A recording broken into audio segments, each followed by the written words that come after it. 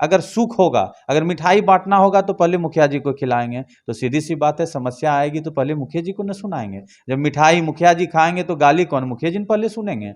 काम करते हैं और ईमानदारी से काम करते हैं, जनता के लिए काम करते हैं। किसी भी प्रकार की समस्या हो उनको समाधान करने का प्रयास करते हैं, चाहे वो समस्या कितना बड़ा से बड़ा हो या छोटा से छोटा हो, उनको हम बहुत सीरियस रूप में लेते हैं। या फिर नेताओं से फंड लाके भी जनता का सेवा करते हैं। सरकारी योजनाओं को पंचायत में लागू करवाने में तो परेशानी होती है, लेकिन कहता है कि जो मेहनत करते हैं उनके लिए कोई भी काम असंभव नहीं है। 3-3 चेक डैम का निर्माण करा दिए, जो कि बिना सरकार फंड नहीं भी दिया फिर भी किसानों के लिए 3-3 चेक डैम का निर्माण करवा दिए।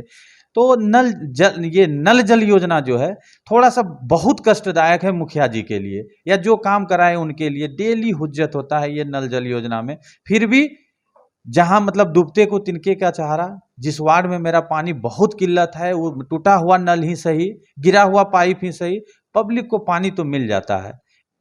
मैं सभी जनप्रतिनिधियों का सम्मान करते हुए सरकार के साथ जो हम लोग मिल के काम करते हैं, एक सरकार के साथ हम लोगों का दोस्ताना संबंध है। हम लोग अभी सभी जनप्रतिनिधियों को से आग्रह करेंगे कि एक बार सरकार से अपने लिए भी मांग पत्र जो बनाए हैं हम लोग, उस मांग पत्र पे सरकार से मिलें।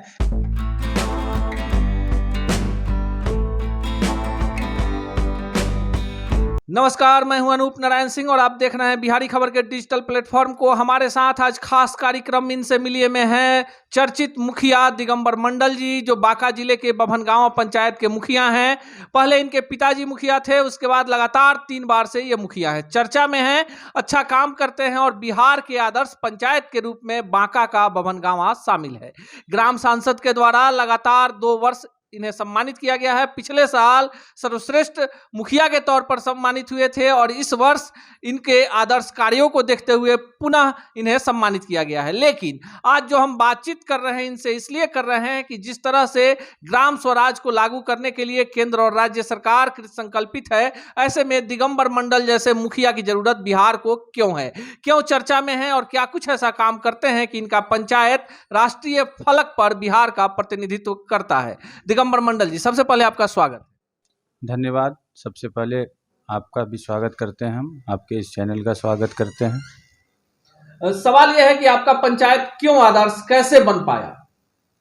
आदर्श पंचायत बनाने की कोशिश में हम हैं, अभी आदर्श पंचायत मेरा बना नहीं है।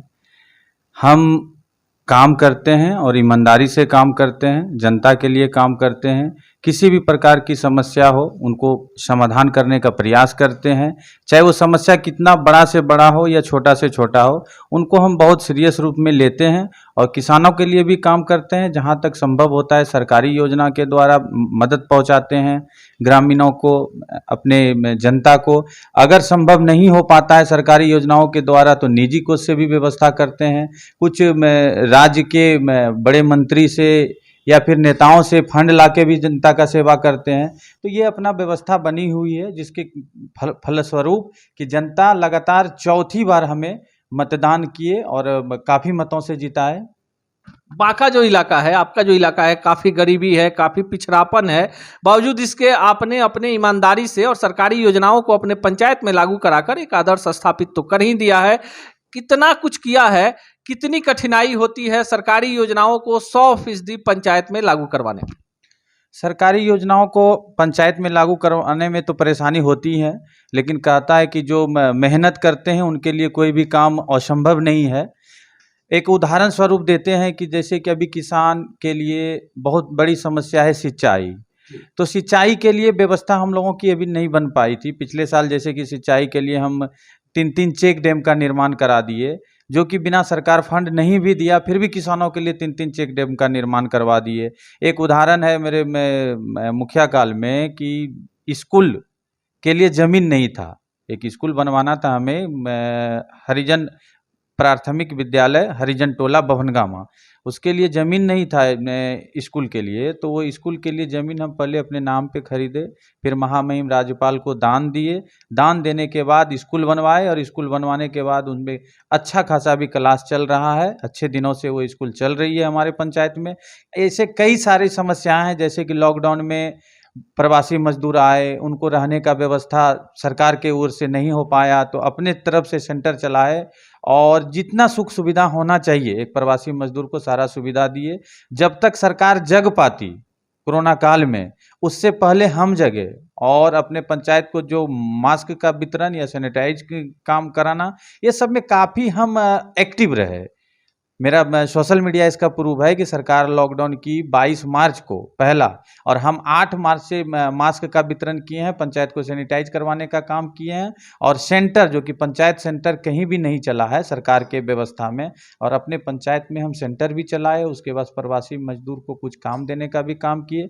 जैसे गाय शेड हमने बिहार में सबसे अधिक बनवाया है, खेत पोखरी का काम किए हैं, पर्यावरण की सुरक्षा के लिए बगीचा लगवाए हैं, बहुत सारा बगीचा हम लगवाए हैं अपने पंचायत में।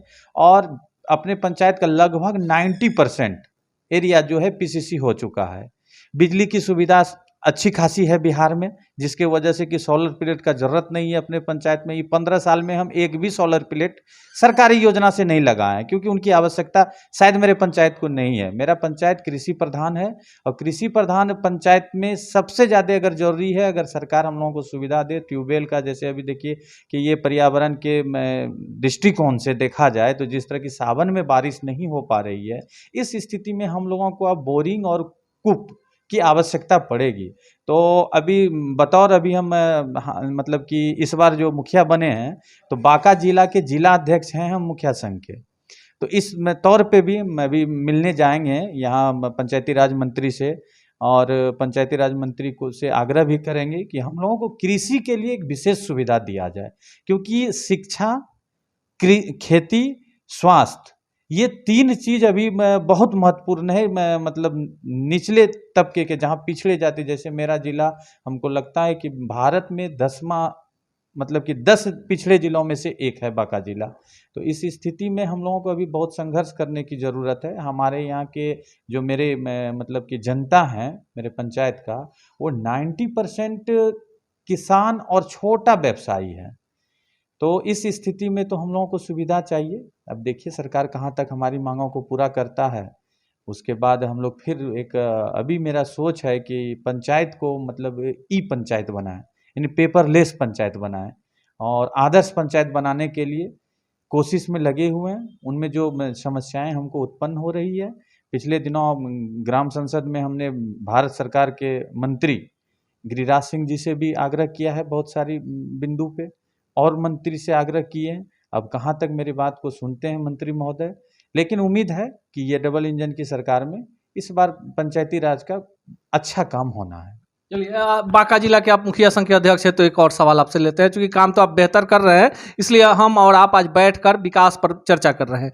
एक योजना है बिहार सरकार की, नल जल योजना और जल जीवन हरियाली, इसको आप कितना पॉजिटिव तौर पर एक मुखिया के तौर पर लेते हैं? देखिए, नल जीवन योजना में तो थोड़ी सी परेशानी है पंचायत के योजनाओं में। उसमें परेशानी क्या है कि पंचायत की जो काम की क्वालिटी होती है, ये एक सत्य बात है, इससे हम पीछे नहीं हट सकते हैं। पंचायत के काम की क्वालिटी जो मुखिया जी लोग करवाए अपने वार्ड से, और जो पीएचडी वाले बगल में किए हैं हमारे पंचायत के बगल में, दोनों के क्वालिटी में अंतर है। अब क्वालिटी में अंतर होगा क्यों नहीं जनाब? उनको उसी योजना के लिए एक वार्ड के लिए 40 लाख रुपया मिलता है, और पंचायत को 12 से 13 लाख रुपया मिलता है। वो लोहे का पाइप लगाते हैं, हम प्लास्टिक का पाइप लगाते हैं। उसके बाद एक समस्या है कि बिजली बिल देने के लिए तैयार नहीं है पब्लिक, उनको लेने में बहुत सारी परेशानियां होती है। तो ये नल जल योजना जो है थोड़ा सा बहुत कष्टदायक है मुखिया जी के लिए, या जो काम कराए उनके लिए डेली हुज्जत होता है ये नल जल योजना में। फिर भी जहां मतलब डूबते को तिनके का सहारा, जिस वार्ड में मेरा पानी बहुत किल्लत है, वो टूटा हुआ नल ही सही, गिरा हुआ पाइप ही सही, पब्लिक को पानी तो मिल जाता है। ये परेशानी है। और बहुत मतलब जैसे मेरे पंचायत में तो 2-3 वार्ड में पानी अभी भी नहीं चल पा रही है, उसके कई एक कारण हैं। और जल जीवन हरियाली जो योजना है, ये तो हर मानव को के लिए फायदा कारक है, ये पर्यावरण के लिए फायदा कारक है, विश्व कल्याण एक तरह से बोलिए, इस योजना को विश्व कल्याणकारी योजना है जल जीवन हरियाली। उस योजना के तहत तो आदमी मतलब व्यापार भी कर सकता है, मतलब व्यवसाय के रूप में भी उस योजना को उपयोग कर सकता है। और दूसरी बात तो अभी तो हमारे भारत सरकार के जो माननीय मंत्री महोदय हैं, वो जैसे उस दिन बताए कि वो बायोटेक मतलब वो पेट्रोलियम का खेती गांव में कराएंगे, तो और अच्छी बात होगी। हम तो उसमें पहल करेंगे, क्योंकि मेरा तो कृषि प्रधान क्षेत्र है। हम तो चाहेंगे कि मेरे यहाँ किसान अधिक से अधिक लाभान्वित हो। इसके लिए जल जीवन हरियाली बहुत बेस्ट योजना है पंचायत के लिए। दिगंबर मंडल जी, अब सवाल यह है कि बिहार में पंचायती राज व्यवस्था को मजबूत बनाने के लिए जो कार्य किए जा रहे हैं, आपके पंचायत में बेहतर काम है, आपने पेड़ भी लगाकर एक आदर्श स्थापित किया है।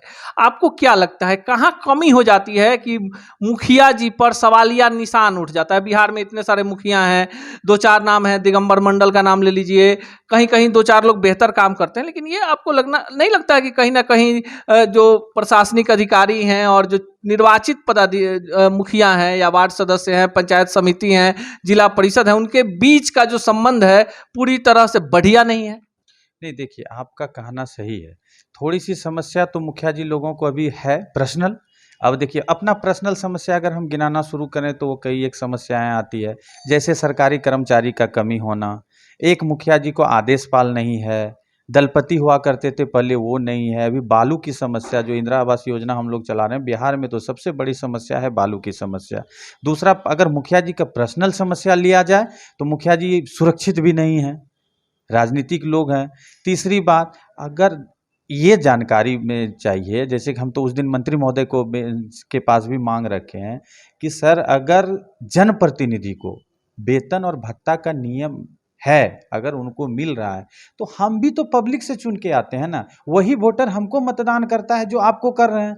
तो ठीक है, आप विधानसभा के मालिक हैं, आपके पास 2 प्रखंड है, हम एक प्रखंड में 10वें 11वें हिस्से पे हैं, तो अगर आपका वेतन कुछ होता है तो जायज़ सी बात है एक मुखिया जी का भी कुछ वेतन होना चाहिए, ताकि मुखिया जी ईमानदारी से काम को करे। मुखिया जी को काम करने के लिए उनको सुविधा तो उपलब्ध कराना होगा ना। कई एक बिंदु है, अब देखिए प्रखंड में हम जाते हैं तो हम मुखिया जी के लिए बैठने के लिए प्रखंड में व्यवस्था नहीं है, तो ये सब थोड़ी सी कमी है, ये तो पर्सनल कमी है। हम 10 सूत्री मांग भी रखे हैं सरकार के पास संघ के अध्यक्ष होने के नाते, तो 10 सूत्री मांग में अब देखिए कहाँ तक सरकार पूरा करती है, लेकिन उम्मीद है सरकार तो बात मानेगी इस बार जनप्रतिनिधि की। दिगंबर मंडल जी से हमारी बातचीत हो रही है और लगातार जो लोग बेहतर काम करेंगे, इनका एक सवाल है जो मौजूद है कि भले आप 500 लोगों के प्रतिनिधि हों या 5 करोड़ लोगों के, आप एक निर्वाचित प्रतिनिधि हैं, इसलिए आपका मान सम्मान है।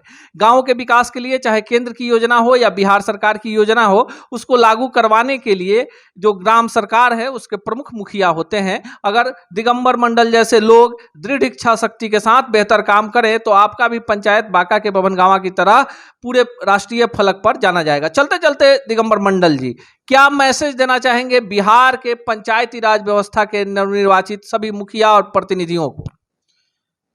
मैं सभी जनप्रतिनिधियों का सम्मान करते हुए सरकार के साथ जो हम लोग मिल के काम करते हैं, एक सरकार के साथ हम लोगों का दोस्ताना संबंध है।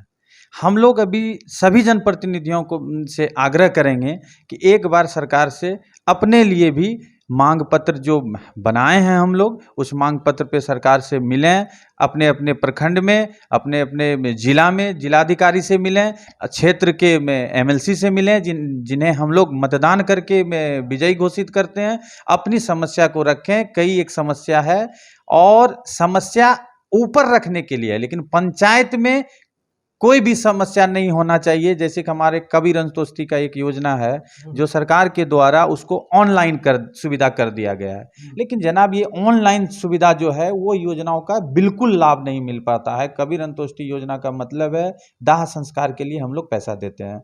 अब दाह संस्कार जो डेड बॉडी जिनके गरीब के घर में पड़ा हुआ है या जो बीपीएल परिवार के घर में पड़ा हुआ है, वो मुखिया जी के पास आते हैं कि हमको सरकार, पंचायत में तो हम सरकार है ना, 12 बजे रात में भी जरूरत होगा तो मेरे ही पास आएगा। विधायक जी, सांसद महोदय तो दूर में रहते हैं, फोन करने पे बात होगी या फिर कभी मुलाकात होगी। हमसे तो 24 घंटा मुलाकात होता है। अगर सुख होगा, अगर मिठाई बांटना होगा तो पहले मुखिया जी को खिलाएंगे। तो सीधी सी बात है, समस्या आएगी तो पहले मुखिया जी को न सुनाएंगे। जब मिठाई मुखिया जी खाएंगे तो गाली कौन, मुखिया जी पहले सुनेंगे।